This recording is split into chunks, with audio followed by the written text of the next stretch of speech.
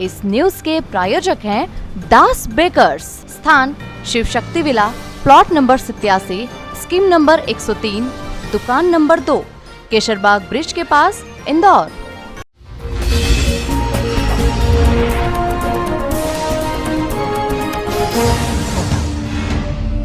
इंदौर नगर निगम में पिछले दिनों 100 करोड़ से भी अधिक का घोटाला सामने आया था। वहीं एक बार फिर इंदौर नगर निगम में एक और घोटाला सामने आया है जो 8 करोड़ का बताया जा रहा है। बता दें, फर्जी बैंक गारंटी के बदले पेमेंट लिया गया है, जिसकी शिकायत महापौर पुष्यमित्र भार्गव द्वारा सेंट्रल कोतवाली थाने में की गई है। इंदौर नगर निगम में एक और घोटाला सामने आया है। इस बार गड़बड़ी प्रधानमंत्री आवास योजना के तहत बांगड़दा में बन रहे सतपुड़ा इमारत के निर्माण में हुई है।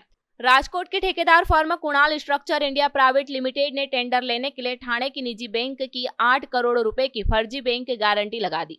इसके बाद समय समय पर भुगतान भी करवा लिया। महापौर पुष्यमित्र भार्गव के निर्देश पर देर रात नगर निगम अफसर सेंट्रल कोतवाली थाने पहुंचे और ठेकेदार फर्म के खिलाफ FIR का आवेदन किया। हैरत की बात तो यह है कि कंपनी के साथ 100 करोड़ से अधिक के इस प्रोजेक्ट के लिए अनुबंध 8 सितंबर 2017 को हुआ था। उसने काम शुरू भी कर दिया और बीच में कंपनी ने जितने बिल लगाए उस पर 5% सिक्योरिटी डिपॉजिट काटकर पेमेंट भी कर दिया। हाल ही में कंपनी ने इस 5% राशि को लौटाने को कहा तो अफसरों ने बैंक गारंटी की पड़ताल की। इंदौर स्थित बैंक की ब्रांच से गारंटी से जुड़े दस्तावेज मांगे तो पता चला कि ऐसी कोई बैंक गारंटी जारी ही नहीं हुई है। महापौर पुष्यमित्र भार्गव ने बताया कि फर्म के खिलाफ FIR दर्ज करवाकर कड़ी कार्रवाई करेंगे। ये थाना सेंट्रल कोतवाली में एक आवेदन दिया गया है नगर निगम की तरफ से। इसमें ये बताया गया है कि जो प्रधानमंत्री आवास योजना के तहत जो बैंक गारंटी दी जाती है ठेकेदार के द्वारा, उस ठेकेदार के द्वारा बैंक गारंटी में फ्रॉड किया गया है। जो बैंक गारंटी 5% जमा होती है तो वो बैंक गारंटी में फ्रॉड किया गया है। ICICI बैंक से जब पता किया गया है तो उनके द्वारा बताया गया है कि हम इसको जानते नहीं है, हमने कोई बैंक गारंटी दी है। तो बैंक गारंटी में फ्रॉड की सूचना पर से अभी फिलहाल आवेदन दिया गया है। इसके पॉइंट्स को वेरीफाई कर रहे हैं।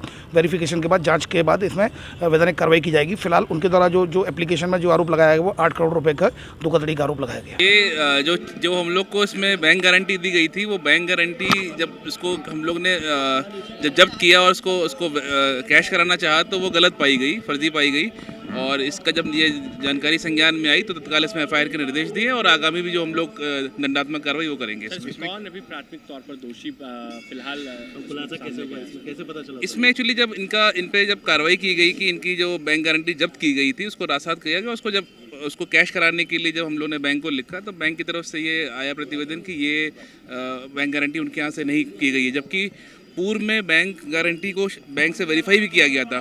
तो इसमें FIR कराई गई है। मेरे ख्याल से इसमें जब आगे जांच होगी तो बैंक के भी लोग इसमें शायद संभावना दिखती है इसमें, और बाकी जो फर्म है उसके ऊपर तो कार्रवाई होगी। दूसरी बैंक गारंटी भी इसमें फर्जी हो सकती है, जो कि तो पहली है, दूसरी जो बिल्कुल हम लोग इसको हाँ, इनको जो भी इससे जुड़े हुए तथ्य हैं अभी चूंकि प्रारंभिक तौर पे हमने FIR के निर्देश दे दिए हैं और इस पे जो आगे और तथ्य आएंगे उस पर हम लोग नियमानुसार कार्रवाई करेंगे।